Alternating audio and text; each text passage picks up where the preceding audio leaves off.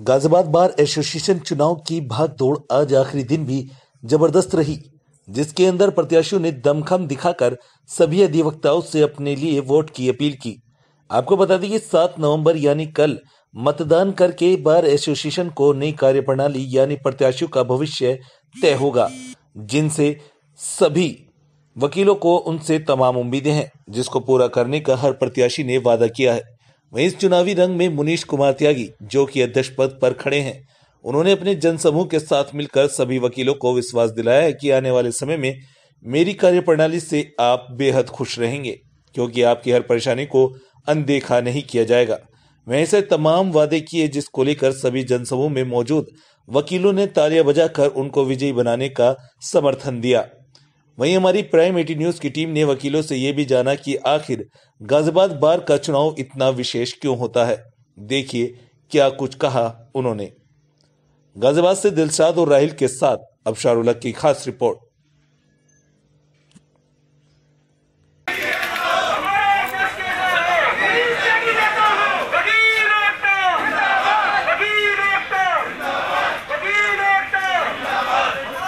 सामने अध्यक्ष पद का प्रत्याशी हूं और आप सबसे अपने लिए वोट और सपोर्ट की प्रार्थना करता हूं। जहां तक मेरी प्रायोरिटी का सवाल है कि मैं अध्यक्ष बनने के बाद क्या करना चाहूँगा इस बार में अपने कर्तव्य निर्वाह के लिए, मैं आप सबको ये आश्वासन देना चाहता हूं कि बार के अध्यक्ष पद पर रहते हुए आप सबको कम से कम इस बात का गर्व होगा कि भाई अध्यक्ष की गरिमा को बनाए रखने के लिए मुझ जैसे आदमी ने बेहतर प्रयास किया।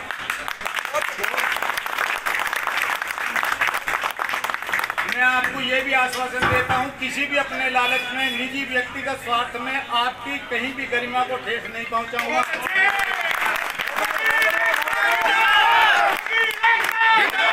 भैया मैं भेज दूंगा भैया। जो भी किया जा सकता है सबके सामूहिक सहयोग से, सबकी मंत्रणा से वो सब काम किए जाएंगे। उसमें कोई भी कठिनाई हो उसे दूर कर दिया जाएगा।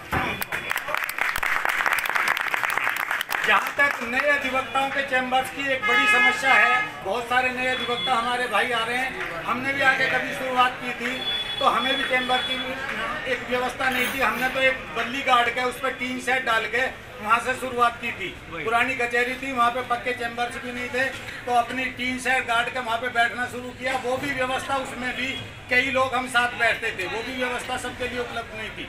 नए अधिवक्ताओं के लिए ये समस्या आती है और इस सब का ध्यान रखना हमारी जिम्मेदारी भी है और हमारा कर्तव्य भी है।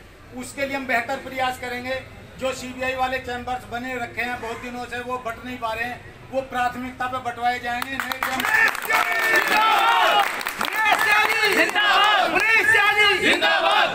इसके अलावा मैं आपको ये भी आश्वासन देता हूँ, किसी अधिकारी की, जुडिशल कर्मचारी की चमचागिरी करने का, दलाली करने का अपना कहीं से कहीं तक कोई वास्ता नहीं।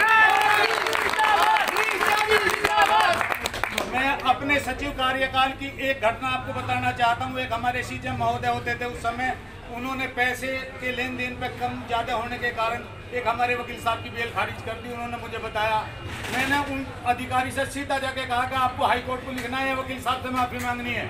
वो बोले कि जी वकील साहब को बुला दो। वकील साहब गए, आपको बिल्कुल साक्षात्कार में ऐसा बताता हूँ, उन्होंने पैरों में दोनों हाथों से पैर पकड़ के माफ़ी मांगी। वकील साहब गलती हो गई, इसके लिए माफ़ी दो, हाई कोर्ट मत भेजो।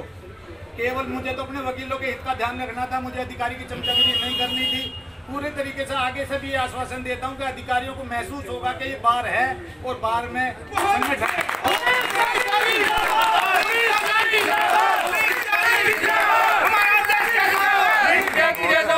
इस सब के अलावा मैं आपको एक और आश्वासन देना चाहता हूँ, मैं करने में ज़्यादा विश्वास रखता हूँ, ज़्यादा भाषणबाजी में विश्वास नहीं रखता। आप जो चाहोगे उससे कुछ सवाया करके दूंगा। आप ये मान के चलें, आप ही मेरी ताकत है, मैं आपकी ताकत। जिस तरह राजनीति में देखा जाता है कि काफ़ी खर्चा, काफ़ी भाग दौड़ देखी जाती है, उसी तरह बार एसोसिएशन गाजियाबाद कचहरी की बात करें तो यहाँ पे जो चुनाव है उसका एक अलग ही रंग है। उस रंग के बारे में हम एक सीनियर एडवोकेट हैं, उनसे जानेंगे कि आखिर ये रंग जो है इस तरह क्यों इतना फेमस रहता है कि बार एसोसिएशन का जो चुनाव है वो सब जगह फैला हुआ है। जी, मैं Sheel Kumar Sharma advocate, chamber number 747 civil court Ghaziabad से बोल रहा हूँ।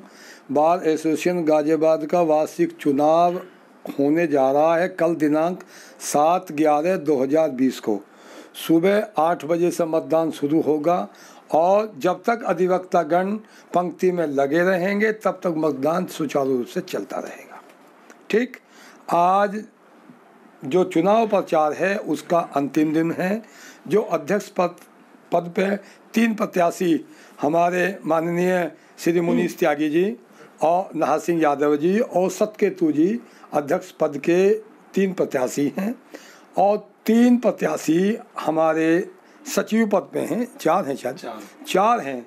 तो सब लोग अपने अपने तरीके से अपने अपने पक्ष में चुनाव प्रचार में लगे हुए हैं, परंतु मेरा ये मानना है कि जो अध्यक्ष प्रत्याशी और सचिव प्रत्याशी हैं सभी का ये एक एजेंडा है कि जो बार एसोसिएशन गाजियाबाद के स्तर से जो अधिवक्ताओं के मूलभूत समस्याएं हैं, जिनमें एक चैम्बर्स की मेन समस्या है, जो हमारे नए साथी नए अधिवक्ता इस वकालत के व्यवसाय कार्य में आने जा रहे हैं और जो कुछ लोग हैं जो पिछले कई सालों से हम लोगों के बीच हम लोगों के साथ काम कर रहे हैं, उनकी महत्वपूर्ण समस्या एक चैम्बर्स की है।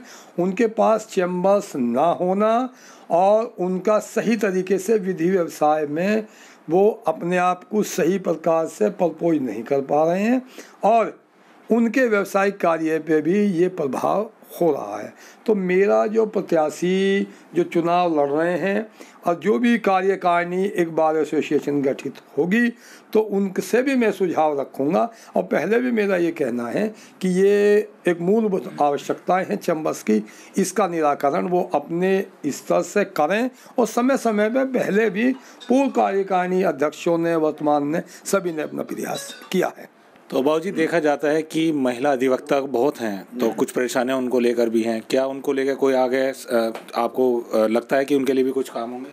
महिला अधिवक्ताएं काफ़ी हमारी बार एसोसिएशन के सदस्य हैं और मेरा ये मानना है कि सभी महिला अधिवक्ताओं का बहुत सम्मान हमारी कार्यकारिणी करती है और जो हम लोगों की बार एसोसिएशन के सदस्य हैं वो सब उनको सम्मान करते हैं और उनके लिए एक विशेष ये है कि महिलाओं के प्रति जैसे भी अपराध बढ़ रहे हैं, कुछ हमारी महिला अधिवक्ता साथी हैं कि जो समाज में महिलाओं के प्रति अपराध बढ़ रहे हैं उनका वो निःशुल्क भी और अपने स्तर से वो बहुत समाज में जो ये अपराध के प्रति विरोध कर रही हैं और जो समय समय पे और आवश्यक अनुसार जो कार्रवाई है उसमें भी कर रही हैं, सब करते हैं। तो बाबूजी देखा जाता है कि आपने काफ़ी चुनाव भी देखे हैं, बाहर आप लगे रहे हैं, तो ऐसा क्यों है कि गाजियाबाद का जो बार एसोसिएशन का चुनाव वो बहुत हाई लेवल पर रहता है, सबकी नज़र इधर ही रहती है, ऐसा क्यों?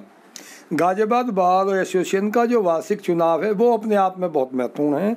जो कार्यकारिणी का गठन होता है वो सब अधिवक्ताओं की समस्याओं बार एसोसिएशन को संचालित करने का और वो सब जिम्मा सब बार एसोसिएशन के पदाधिकारीगण पर होता है और हर चुनाव में हम लोग अपने अपने खेमों में बैठ जाते हैं, अपने अपने प्रत्याशियों को मतदान करते हैं, मतदान कराते हैं। मतदान में जो भी मदद जिस साथी से जिस प्रकार से लेने लेते हैं, परंतु चुनाव के दौरान भी और चुनाव के बाद भी हम लोगों में आपसी प्रेम मान सम्मान वो सब बराबर बना रहता। मेरा ये मानना है कि जितना वरिष्ठ और कनिष्ठ अधिवक्ता जो वरिष्ठ अधिवक्ताओं को सम्मान देते हैं तो गाजियाबाद बार एसोसिएशन उस मामले में अपने आप में एक महत्वपूर्ण उदाहरण है। आप जाइए, हमारे यहाँ कोई भी वरिष्ठ अधिवक्ता होगा तो यदि कोई मेरा जूनियर साथी कहीं किसी सीट पर बैठा होगा तो उनके सम्मान में तुरंत उठ के उन्हें सीट के लिए ऑफ़र करेगा और हर संभव जितना वो कर सकता उनके सम्मान में वो अपनी तरफ से 4 चांद लगाने की कोशिश करेगा। और वरिष्ठ अधिवक्ता भी हमारे जो हैं और जो हम लोगों के जो कनिष्ठ साथी हैं उन्हें सब प्यार मोहब्बत और सम्मान से सब पेश आते हैं और चुनाव के बाद फिर सब एक साथ रहते हैं। कोई किसी प्रकार का द्वेष भाव हम लोगों के यहाँ ऐसा नहीं है। तो आपने देखा किस तरह से एक गाजियाबाद कचहरी में जो है एक पूरा परिवार है। आप कभी अगर आएंगे भी तो आप खुद महसूस नहीं कर पाएंगे कि ऐसे भी वकीलों के एक परिवार होता है, क्योंकि घर के बाहर जो बात अपने काम पर मिलता है वो